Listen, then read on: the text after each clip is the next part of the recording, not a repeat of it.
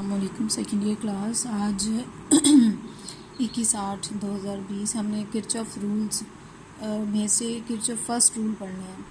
ठीक है, अब किरचॉफ रूल क्या है? आपने ओहम्स लॉ पढ़ा था कि अगर सिंपल सीरीज़ या पैरेलल सर्किट्स हों रजिस्टर्स के और उसमें सिर्फ एक ही वोल्टेज या करंट सोर्स लगा हुआ हो तो हम उन सर्किट्स को सॉल्व कर सकते हैं ओहम्स लॉ यूज़ करके। अब सॉल्व करने का मतलब क्या होता है कि सर्किट में जितने भी रजिस्टर लगे हुए हैं आप उनके अक्रॉस पोटेंशियल डिफरेंस फाइंड कर सकें, आप उनमें से गुज़रने वाला करंट फाइंड कर सकें और उसके साथ साथ जो पावर डिलीवर्ड होती है ये हर रजिस्टर के लिए वो फाइंड कर सकें।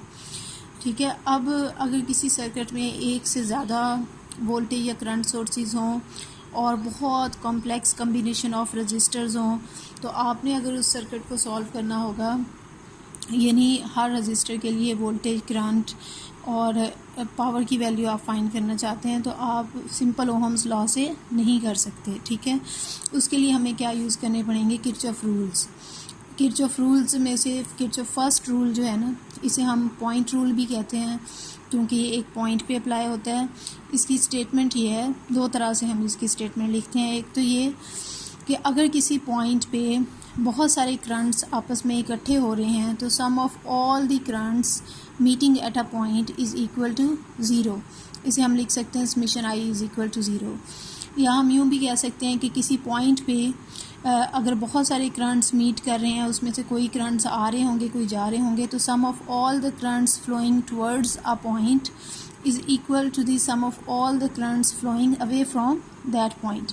इसको समझने के लिए देखें, ये एक मैंने सर्किट ड्रॉ किया है जिसमें 4 रजिस्टर्स हैं, R1, R2, R3, R4। ये एक पॉइंट पे मिल रहे हैं चारों, और R1 में से जो करंट है I1 और इसका करंट I2, ये दोनों इस पॉइंट की, ये एक पॉइंट है जिस पे अब हमने किरचॉफ फर्स्ट रूल अप्लाई करना है। ये दोनों इस पॉइंट की तरफ जा रहे हैं करंट, और I3 और I4 जो हैं ये वो करंट्स हैं जो इस पॉइंट से अवे जा रहे हैं। तो कन्वेंशनली हम यूँ करते हैं कि जो भी करंट किसी पॉइंट की तरफ जा रहा होगा उसे हमने लेना है पॉजिटिव, और current leaving a point is taken as negative. तो अगर हम इनका सम लिखें, ये जो पहली स्टेटमेंट है कि sum of all the currents meeting at a point is equal to zero, तो देखें I1 प्लस I2 प्लस, अब इसके साथ आ जाएगा माइनस I3 क्योंकि अवे फ्रॉम दैट पॉइंट है, और plus minus I4 is equal to zero. या इसे हम लिख सकते हैं summation I is equal to zero. ये फर्स्ट स्टेटमेंट के अकॉर्डिंग ये बन गई इक्वेशन। अब इसमें से अगर हम I3 और I4 जो हैं इन्हें उठा के इक्वेशन की दूसरी साइड पे ले जाएं तो ये दोनों पॉजिटिव हो जाएंगे। तो हम लिख सकते हैं I1 plus I2 is equal to I3 plus I4। अब ये दोनों हैं सम ऑफ करंट्स, ये sum of currents meeting at a point या flowing towards a point is equal to I3 plus I4 है sum of currents flowing away from that point. ठीक है, तो ये सेकंड स्टेटमेंट के हिसाब से हमने ये इक्वेशन लिखी। अब देखिए, actually it is law of conservation of charge. ठीक है, ये मैंने चार्ज लिखना था, यहाँ पे एनर्जी लिख लिया गलती से। It is law of conservation of charge. ठीक है, जितना चार्ज इस पॉइंट की तरफ आएगा उतना ही चार्ज इस पॉइंट से अवे जा सकता है। यहाँ पे इस पॉइंट पे कोई सोर्स या सिंक ऑफ चार्ज नहीं है।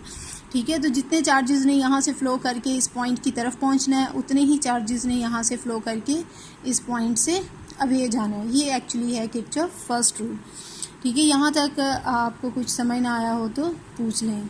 सोर्स कहते हैं ऐसी चीज़ जो दे रही हो कोई चीज़, सिंक होता है जहाँ पे कोई चीज़ जाके ज़ाया हो जाए, डिसिपेट हो जाए। तो यहाँ पे इस पॉइंट पे देयर इज़ नो सोर्स और सिंक ऑफ करंट। चलें, थैंक यू वेरी मच।